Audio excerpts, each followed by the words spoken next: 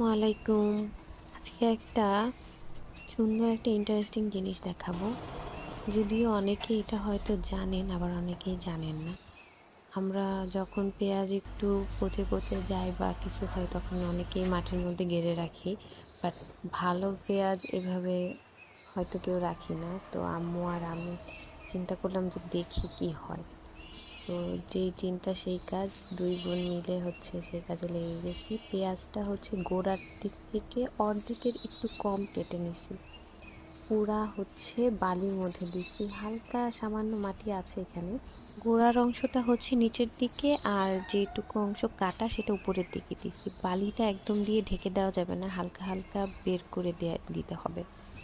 তো এইভাবে করে রেখে হালকা একটু পানি স্প্রে করে দিছি। এরপর ৪ থেকে ৫ দিন পর সুন্দর একটা জিনিস পাইছি, দেখেন।